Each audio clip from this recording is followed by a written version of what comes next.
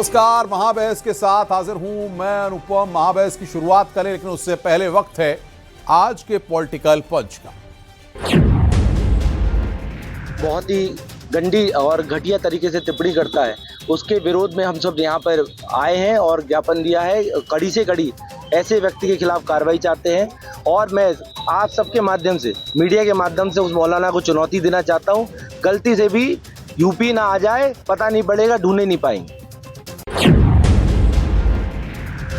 इतने छोटे स्तर के लोगों का हम जवाब नहीं देना चाहते जो इस तरीके की बात करें, और वो समाजवादी पार्टी की वजह से ही विधायक थे और फिर आने वाले चुनाव में उनको पता चल जाएगा। तो ये भाजपा के लिए काम करते हैं। ये गए दिल्ली केजरीवाल की सरकार बनाने, तो भाजपा की बनवा के आ गए। ये गए जो है बिहार जदयू की आरजेडी की सरकार बनाने, तो भाजपा की बनवा के आ गए। ये गए महाराष्ट्र, तो भाजपा की सरकार बनवा के आ गए। समाजवादी पार्टी ने अध्यक्ष आदरणीय अखिलेश यादव जी ने ये फैसला किया है कि हर विधानसभा, हर जिलों के जो लोकल मुद्दे हैं, उन लोकल मुद्दों को भी मैनिफेस्टो में शामिल करेंगे। तो जिलेवार भी हम जो समस्याएं हैं उनको जनता के सामने रखेंगे।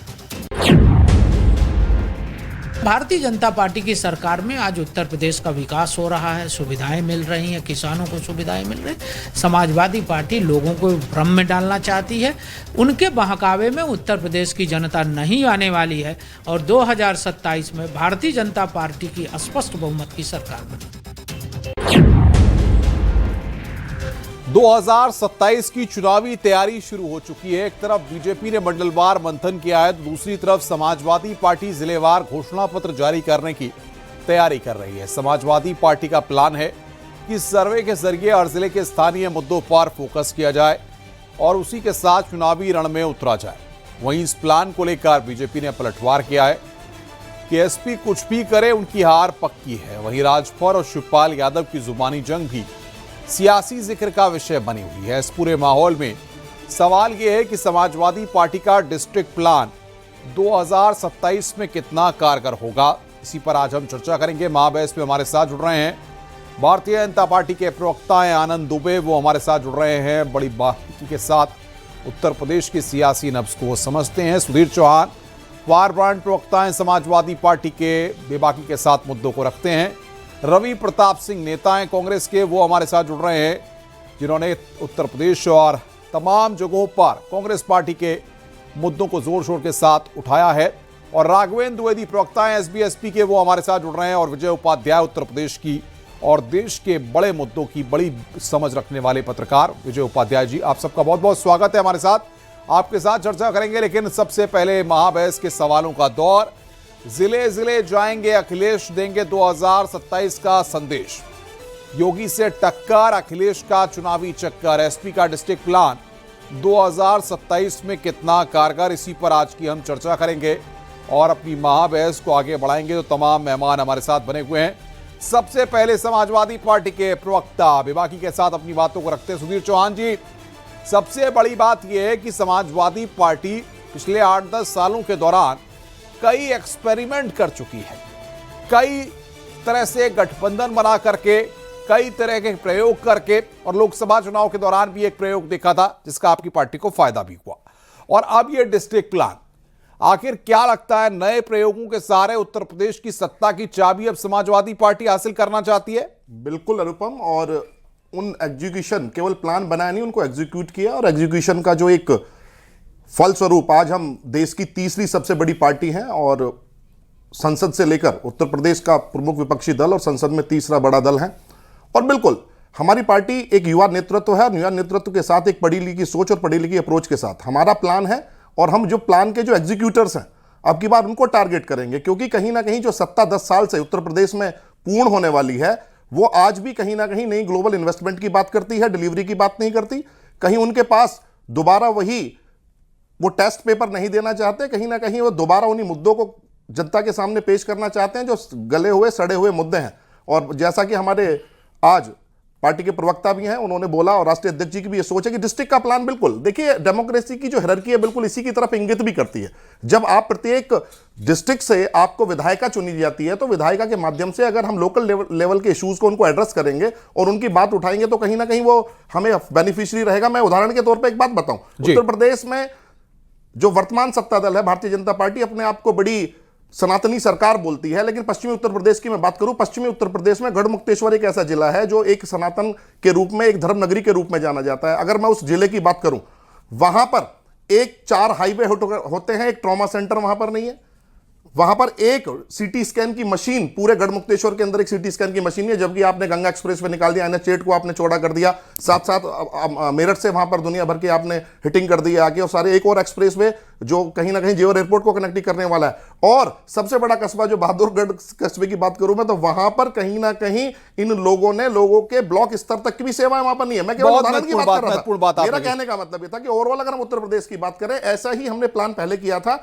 और समाजवादी सरकार में हमने डिस्ट्रिक्ट के प्लान को एग्जीक्यूट करके उसका 2024 में कहीं ना कहीं हमें फल मिला, और आज हम प्लानिंग मोड में हैं, और जो एग्जीक्यूटर्स हैं वो फेल हो चुके हैं, जो सरकार है वो कहीं ना कहीं डिलीवरी में फेल है, दोबारा वो कहीं ना कहीं प्लानिंग में अपने आप को खड़ा नजर आता है। आनंद दुबे जी, 2024 में संविधान को लेकर के माहौल गरमाया था, तब आपकी पार्टी को उत्तर प्रदेश में नुकसान झेलना पड़ा था। अब डिस्ट्रिक्ट प्लान भाजपा को कितना नुकसान पहुंचाएगा? देखिए, समाजवादी पार्टी उत्तर प्रदेश की जनता को यह समझाना चाहती है कि उसका चलन बदला है, लेकिन उत्तर प्रदेश की जनता भली भांति जानती है कि लाश वही है, सिर्फ कफन बदला है। ये 1 डिस्ट्रिक्ट 1 माफिया, 1 डिस्ट्रिक्ट 1 दंगाई, 1 डिस्ट्रिक्ट 1 भ्रष्टाचारी का जो एक रैकेट चल रहा था उत्तर प्रदेश में, उसी की रीपैकेजिंग अलग अलग तरीके से करने की कोशिश है। असल ये मैनिफेस्टो नहीं है। समाजवादी पार्टी अपने नेताओं को खुश करने के लिए कह रही है कि भाई एक एक जिला चुन लो, यदि गलती से मौका मिला तो अभी से होमवर्क करो कि कैसे लूटना है, कैसे दंगा करना है, कैसे लूट खसोट करनी है, कैसे अराजकता फैलानी है, इसी की कोशिश है। लेकिन उत्तर प्रदेश की जनता इनको पहले भी समझा चुकी है, आगे भी समझाएगी। जहां तक बात रही लोकसभा चुनाव की, तो आप देखिए कि उसके बाद जितने चुनाव हुए इनकी क्या स्थिति रही है, यह उत्तर प्रदेश की जनता ने समझाने की कोशिश की है। बिल्कुल। रवि प्रताप सिंह जी, मैं आ रहा हूं, कांग्रेस के स्पोक्स पर्सन है आप, नेता हैं। रवि प्रताप जी, सवाल यहां पर एक खड़ा होता है कि समाजवादी पार्टी की साइकिल और आपका हाथ दोनों साथ में आए थे, उसके बाद तस्वीर देखी थी, क्या 2027 की पटकथा दोनों दल साथ में मिलकर के रच रहे हैं, लिख रहे हैं, और ये डिस्ट्रिक्ट प्लान उसी का एक प्रारूप है? देखिए अनुपम जी, बड़ी जिम्मेदारी के साथ मैं कहना चाहता हूं कि मैं कांग्रेस पार्टी का प्रवक्ता हूं, नेता के साथ साथ, और मैं पार्टी की तरफ से एक पूरी जिम्मेदारी के साथ कहता हूं कि जिस तरह से 2024 में हम लोगों ने इनको हाशिए पे किया कि आज ये 240 पे सिमट गए, इसी रणनीति के तहत हम इनको उत्तर प्रदेश में 2027 में हटाएंगे। अब आ जाइए कि समाजवादी पार्टी ने डिस्ट्रिक्ट का प्लान बनाया। निश्चित रूप से ये जान लीजिए कि झूठ बोलने का, जनता को गुमराह करने का, कोई काम न करने का। इन्होंने कहा कि जून तक 6 महीने में सड़कें की गड्ढे भर जाएंगी, आज तक नहीं हुआ। यूपी में खाद की किल्लत वैसे है, 26,000 स्कूलें बंद हो गई, स्टेट के बाद भी टीचरों की भर्ती नहीं हो रही है, और उसके बाद देख लीजिए कि 69,000 शिक्षक वहां बैठे हुए हैं। जल जीवन मिशन में इनके विधायक और इनके मंत्री आपस में उलझे पड़े हैं। आज पेपर में था कि कुछ नहीं हुआ, 1 महीने का टाइम दिया गया था। तो इनके पास अब कोई वही पुरानी चीजें जो देश को तोड़ने बांटने, धार्मिक सहिष्णुता को खत्म करने वाली जितनी मुद्दे थी वो खत्म हो गई। अब इनको डर लग रहा है कि 2024 में जिस तरीके से लोगों ने इनको दरकिनार किया था, अगर यही हाल रहा तो आज जान लीजिए कि 274-75 विधानसभा की सीटें होती हैं जितने में मतलब जीती थी हमारी इंडिया गठबंधन। तो इनको लग रहा है कि हमको ये प्रदेश छोड़ के जाना पड़ेगा। तो ये उलूल जुलूल की बातें करते हैं। राजनीति में नई विधा का सृजन है कि अगर आप छोटे लेवल पर प्रदेश में वहां की मुद्दों को एड्रेस करते हैं और उस पर जाते हैं तो जनता से कनेक्ट होंगे, जनता आपको समझेगी कि मेरी रहनुमाई होती है। जनता केवल 2 करोड़ नौकरी के झुंझुने आप इनके साथ जाएंगे कि नहीं जाएंगे? ऊपर नहीं जाएगी। आप इनके साथ जाएंगे कि नहीं जाएंगे? 100% इनके साथ जाएंगे। किसने कहा नहीं जाएंगे? हम कल भी साथ थे, आज भी साथ हैं, और साथ ही आपको लड़ाएंगे। राघवेंद्र द्विवेदी जी, राघवेंद्र द्विवेदी जी, एक मिनट जी जी अनुभव जी, एक मिनट बोलिए। इनकी काम की वानगी बताता हूं कि ये कहते हैं कि हर घर जल है नल से, लेकिन एक बरहज का रेलवे स्टेशन है कि वहां एक नल नहीं है। अब ऐसे गिनाएंगे तो बहुत सड़कें हैं, बहुत सड़कें हैं, एक शौचालय मेरे पास भी है आंकड़े, बहुत सड़कें हैं, गिनाएंगे तो बहुत जाहिर तौर पर ये सारी चीजें, चुनाव आ रहा है, करेंगे विस्तार से इस पर बात। राघवेंद्र द्विवेदी जी प्रवक्ता हैं एसबीएसपी के। द्विवेदी जी बताइए जरा, आप तो सरकार के साथ हैं और पहले जो है साथी आपके कोई और थे लेकिन उनका साथ छोड़ दिया, फिर नए साथी, नया दौर और फिर खटास, फिर मिठास, एक लंबा दौर था। अब किस तरीके से आप देख रहे हैं अखिलेश यादव के इस डिस्ट्रिक्ट प्लान को और समाजवादी पार्टी की ग्राउंड पॉलिटिक्स को? अनुपम जी, जैसा कि हमारे साथी प्रवक्ता बीजेपी के बता चुके हैं जी कि इनके पास अब कोई प्लान बचा नहीं है, क्योंकि इनके पास एक प्लान हुआ करता था, one district one mafia. Uttar Pradesh के मुख्यमंत्री योगी आदित्यनाथ जी वो प्लान इनका फ्लॉप कर चुके हैं। आज के डेट में उत्तर प्रदेश में इनके डायरी के हिसाब से वन डिस्ट्रिक्ट वन माफिया समाप्त हो चुका है। ये अपने कार्यकर्ताओं को एक संदेश देना चाहते हैं कि तुम अभी से अपना अपना एक एक जिला सेट करो। 2017 से राघवेंद्र जी मैं पूछ लेता हूं, मैं सरकार का प्रवक्ता नहीं हूं लेकिन मैं पूछ लेता हूं सवाल क्योंकि जहन में आया है। भाई आ रहा हूं, मैं सबके पास आऊंगा, एक एक बार सबका राउंड पूरा कर लूं, आप सभी अभी अपने हाथ नीचे कर लीजिए। ये जो सवाल ये है कि 17 से जहां तक मेरी जानकारी में है 2017 से 2026 चल रहा है सरकार भारतीय जनता पार्टी की, और 2017 से 2026 तक जब भारतीय जनता पार्टी की सरकार है तो आप तो गुंडे माफियाओं का सफाया कर रहे हैं। 17 से 26 तक आपने न जाने कितने एनकाउंटर किए, कितनी जगह बुलडोजर चलाया आपकी सरकार ने, तो आप इस तरीके से कह रहे हैं। और आप तो एक वक्त उन्हीं के साथ थे, वन डिस्ट्रिक्ट वन माफिया, यानी कि आप भी अपराधियों और माफियाओं का संरक्षण दे रहे थे उस वक्त। नहीं, अनुपम जी देखिए, जब कोई वृक्ष बहुत, आंखें देर से खुली अनुपम जी, जब कोई वृक्ष बहुत बड़े विशाल, नहीं अनुपम जी, कोई वृक्ष अगर बड़ा हो जाता है तो उसको काटने में थोड़ा समय लगता है, और वृक्ष कट के गिर चुका है। समाजवादी पार्टी पूरी तरह से धराशायी हो चुकी है। अभी कांग्रेस के प्रवक्ता को आपने सुना, कांग्रेस के प्रवक्ता कहे कि हम बिल्कुल जब आप साथ थे तो तालियां बजा रहे थे, अब कह रहे हैं कि आप ना ये कोई बात नहीं, ये कोई बात नहीं। विजय उपाध्याय जी, वो लड़की कहां गई लड़ने? विजय उपाध्याय जी, वो लड़की लड़ने नहीं, आप बातों को, सवालों का जवाब दीजिए ना मेरे। नहीं, आप ये बताइए कि समाजवादी पार्टी का जब से सरकार समाप्त हुआ है 2017 से 2026 तक कितने दंगे हुए, किन किन जिलों में कर्फ्यू लगा? उत्तर प्रदेश के आधे से अधिक जनपदों में होली, दीपावली, दशहरी, ईद, बकरीद, दशहरा में। द्विवेदी जी आगे आपके बाद। विजय उपाध्याय जी, किस तरीके से देख रहे हैं आप समाजवादी पार्टी के इस डिस्ट्रिक्ट प्लान को? और हमारे यहां एक बात कही जाती थी कि जमीन से जुड़ के रहोगे तो नेतागिरी चमक जाएगी, हवा में उड़ोगे तो नेतागिरी खत्म हो जाएगी। इसको मैं इसी परिप्रेक्ष्य में समझूं? हाँ, बिल्कुल ठीक बात है। देखिए, आज के दौर में जो राजनीति है वो पॉलिटिकल मैनेजमेंट और सोशल इंजीनियरिंग, अगर आप पॉलिटिकल मैनेजमेंट और सोशल इंजीनियरिंग ठीक से करते हैं तो आपकी जीतने की संभावनाएं बढ़ जाती हैं। दूसरी बात है, माइक्रो लेवल पे मैनेजमेंट कैसा है आपका और मैक्रो लेवल पे मैनेजमेंट कैसा है। समाजवादी पार्टी ने बहुत कुछ भाजपा से सीखा। 2014 से लेकर और 2019 तक बीजेपी ने जिस तरह के प्रयोग किए थे, समाजवादी पार्टी उन्हीं प्रयोगों को नए तरीके से अपने साथ शामिल करके उसे कर रही है। जैसे 14 में इन्होंने अति पिछड़ों को, अति दलितों को टिकट दिया। समाजवादी पार्टी ने 2024 के लोकसभा चुनाव में वही प्रयोग किया। हालांकि 22 में भी उन्होंने किया था, लेकिन वो 22 में प्रयोग उनका उस तरह से क्लिक किया, लेकिन इसमें क्लिक कर गया।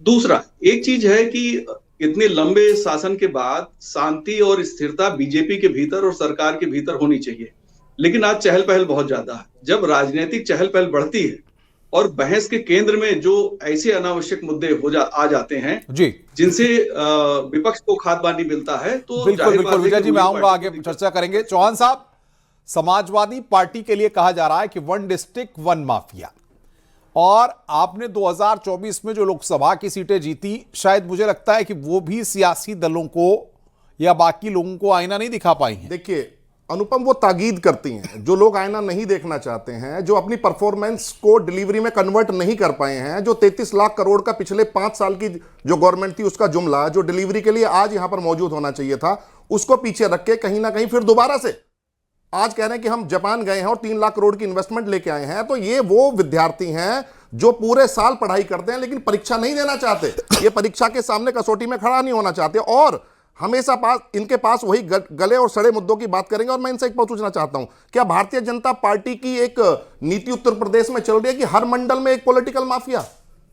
मैं आपसे यह प्रश्न दागना चाहता हूं, आनंद दुबे जी बताइए, ये पॉलिटिकल माफिया जो पश्चिमी उत्तर प्रदेश में, जो कहीं ना कहीं आपने मेरठ मुजफ्फरनगर में बैठा रखे हैं, जो संभल में पॉलिटिकल माफिया बैठा रखे हैं, जो गाजियाबाद में पॉलिटिकल माफिया बैठा रखे हैं, और दोहरी नीति भारतीय जनता पार्टी, पहले इनके बुलडोजर चला करते थे, जब बुलडोजर इन्होंने बिल्कुल सिलेक्टिव बुलडोजर के बाद जब इनका बुलडोजर का तेल खत्म हुआ, उसकी चाबी खोई और एक जैसा व्यवहार इन्होंने नहीं किया, आज ये उसी शुचिता की बात करते हैं। लेकिन दुबे जी जवाब दीजिए, संवैधानिक शुचिता, आनंद दुबे स्ट्रेट क्वेश्चन है, सीधा जवाब दीजिए। शुचिता है और ना इनकी कोई और शुचिता है। किसानों के मुद्दे लगातार पूरे पश्चिमी उत्तर प्रदेश में एक्विजिशन करते हैं, अलॉटमेंट करते हैं, लेकिन जमीन का एक्वायरमेंट नहीं करते। दूसरे की पैरों पर चलने वाली ये सरकार, चौहान साहब बोले जवाब 10 साल में इन्होंने करा क्या?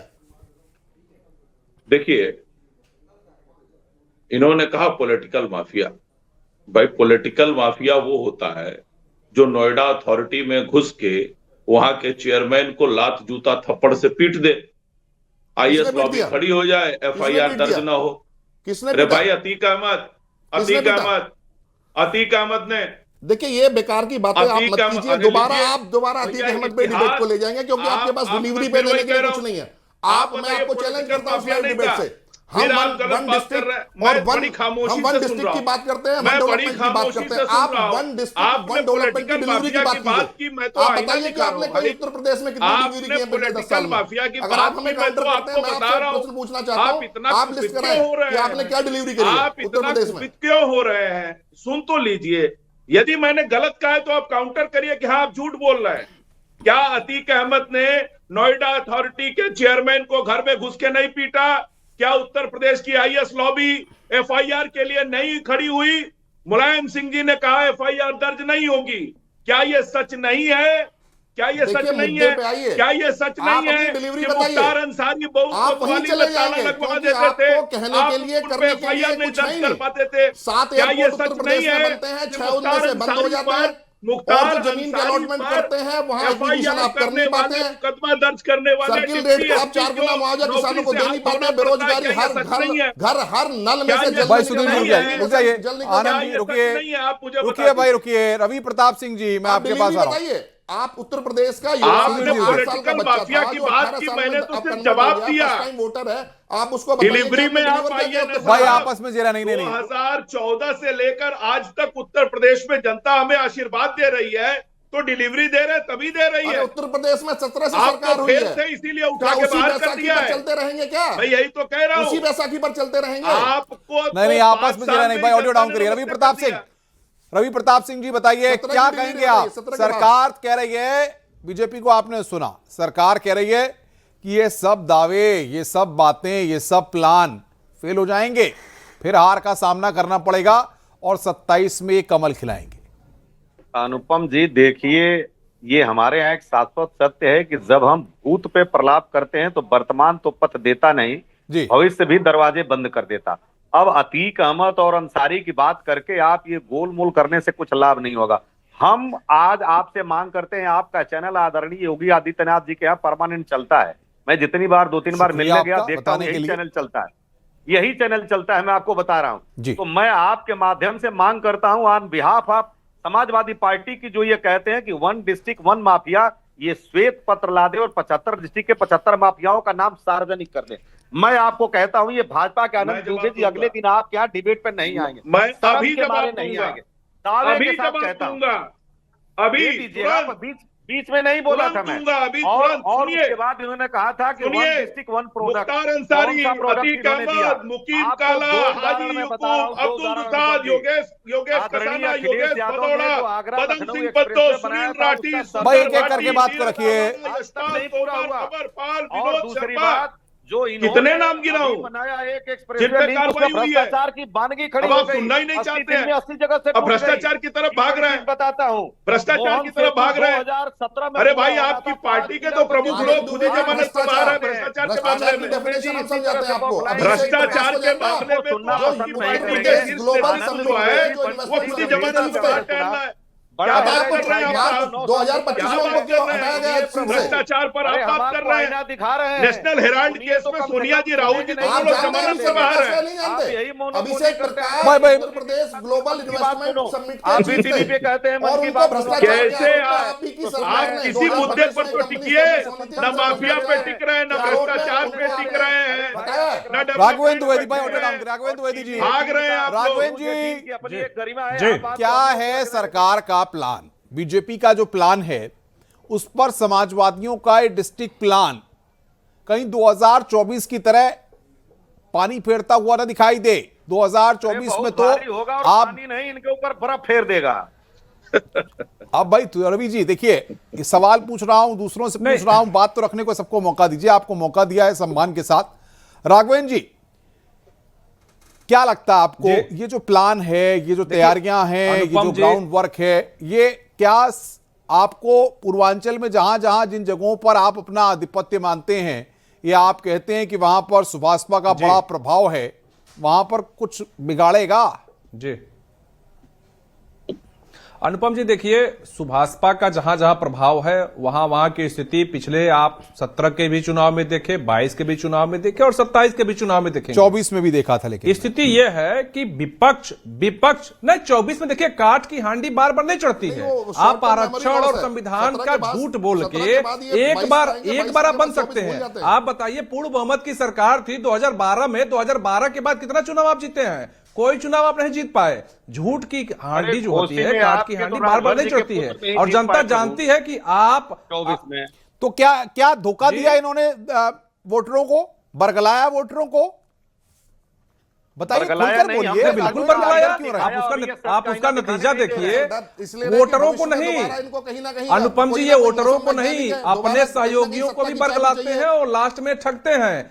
आज आप देखिए, आप समाजवादी पार्टी के साथ पुराना कोई सहयोगी इनका है कौन? कोई नहीं है ना। आरएलडी है, ना बसपा है, किसी के नहीं है ये। क्योंकि कांग्रेस इनके पास इसलिए है कि कांग्रेस के पास अपना कुछ नहीं है। कांग्रेस के पास अपना कोई जनाधार नहीं है। कांग्रेस के पास जिलों में जिलाध्यक्ष तक नहीं है। कांग्रेस के पास अपना प्रत्याशी नहीं होता है तो प्रत्याशी भी भीख मांगते हैं। ये स्थिति है इनकी। तो कांग्रेस की मजबूरी है समाजवादी पार्टी के कंधे पर बैठ कर। समाजवादी पार्टी की स्थिति, किसान मजदूर की राजनीति करता है, दूसरा दल एक पिछड़े समाज की राजनीति करता है, ना पिछड़े समाज को न्याय दिला पाते हैं। और वो जो किसानों की बात करते हैं, पश्चिमी उत्तर प्रदेश में जितने किसानों के धरने प्रदर्शन हुए हैं, जितना पर विकास के नाम पर किसानों की जमीन की लूट हुई है, जयंत चौधरी मुंह पे ताला लगाए हुए हैं, क्यों नहीं बोलते? विजय उपाध्याय जी, विजय उपाध्याय जी, उत्तर प्रदेश को आप समझते हैं। हमने जितना पढ़ा, जितना समझा और जितने साल का अब तक का अनुभव है, जो नौकरी करते करते अनुभव हो गया, ये समझ लीजिए। क्योंकि पढ़ाई में तो इस तरह की सियासत शायद हमको पढ़ाई नहीं गई या पढ़ नहीं पाए, अगर पढ़ाई गई होगी तो ऐसा भी कह सकते हैं। लेकिन विजय उपाध्याय जी, क्योंकि आप उत्तर प्रदेश की सियासी नब्ज को समझते हैं, ये बताइए कि हम ये देखते रहे, सुनते रहे, आप जैसे और तमाम वरिष्ठ पत्रकारों के सानिध्य में जब काम करने का अवसर मिला, कि उत्तर प्रदेश की राजनीति जाति के इर्द गिर्द घूमती है। तो जब जाति के इर्द गिर्द ही सारी सियासत घूम रही है, तो बुनियादी मुद्दों की, जमीन पर पकड़ की, जनाधार की, सोशल मीडिया की, मैनेज करने की, इधर सेटिंग की, उधर सेटिंग की क्या जरूरत पड़ती है, या जाति का अंकगणित सब पर भारी है? देखिए, जाति का समीकरण बनाना पड़ता है और यही चीज जो है, जो पार्टी ठीक से बना लेती है उसके लिए अपर हैंड हो जाता है। उत्तर प्रदेश में 79 ओबीसी कास्ट हैं और 66 शेड्यूल कास्ट, शेड्यूल ट्राइब है, बाकी जनरल कास्ट हैं।